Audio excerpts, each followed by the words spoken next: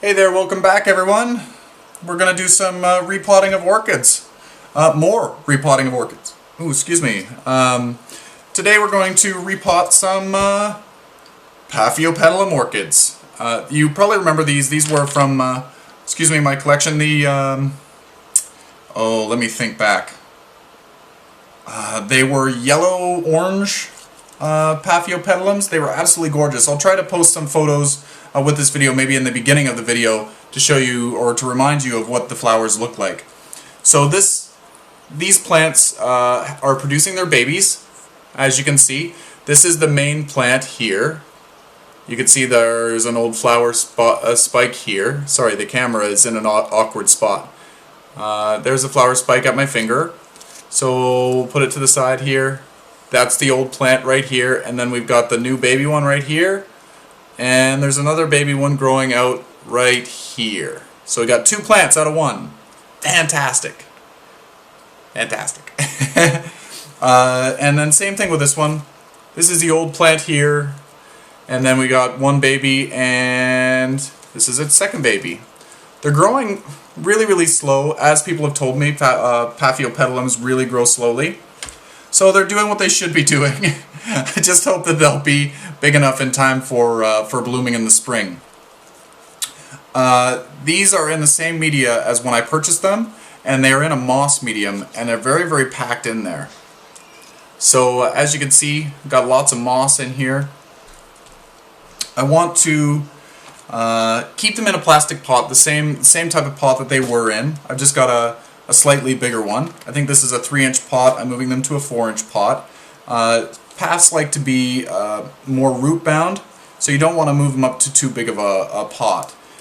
They also like to be kept more moist, so you want to really use a plastic pot. Sometimes the terracotta pots will dry out way too quickly, and you have to water really, really often. Nothing wrong with using a terracotta pot. It is not wrong, but it takes a lot more effort to keep them happy. So I'm just going to remove all of the sphagnum moss here.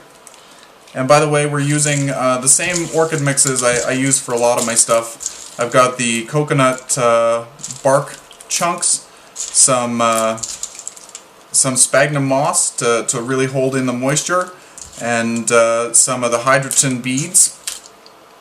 Really like the hydrogen beads to add the air circulation, the airflow.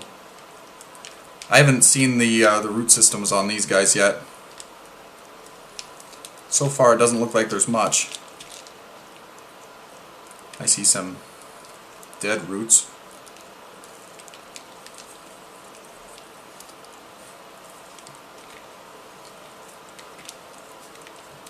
Doo-doo-doo. Pardon me, I'll pause the video, and we'll come back, and I'll bring you back when I get this stuff all taken off, okay? Okay, so I'm finished removing all of the soil from the roots. Saved you a lot of boring swearing and stuff. These guys were really packed in there. This one was packed in the most. The smaller of the plants, you can almost guess that this one wasn't really as healthy as this one. This one has so many more leaves, it's just looking so much nicer. This one, not so much. The growth was a lot smaller. The root system was rotted out for the most part. This one here has all kinds of green tips. It's really, really happy where it was. So I'm very, very pleased with this one. This one I'm going to move into the 4-inch pot, the larger size pot. And this other one, I'm going to keep it in the same pot that it was in. I'm just going to just give it some new media. This leaf here is sort of rotted out. Just going to remove that.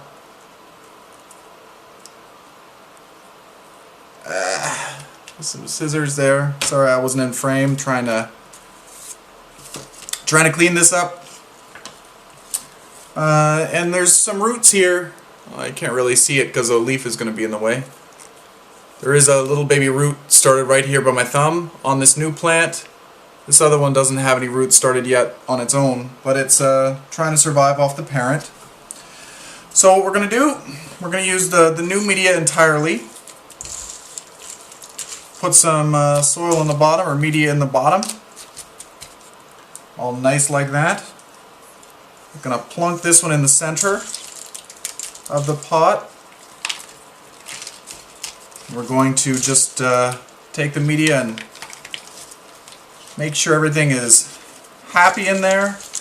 We're going to make sure that the crown of the plant is just sitting at the top of the soil line.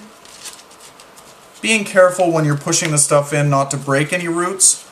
So just be mindful of what's underneath your fingers. And carefully tuck things under the plant just so that it's well supported.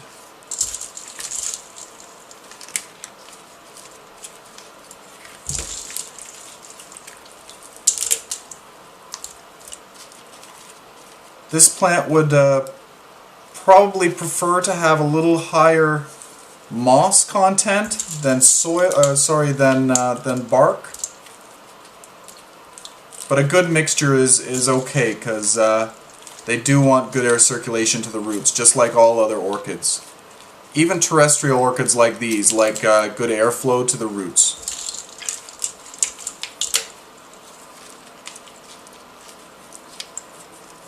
Alright, so let's give a close-up here. Nicely packed in there. Notice how the base of the plant is right at the media level. We're not sitting above, we're not drowning the plant in there. It looks wonderful. We've even got a root. You can't really see that. There's a little white root nubbin right by my fingertip. Looks really, really healthy. So I won't need to water this for a few days just because this is a moist soil mix. And I'm going to do the same with this one.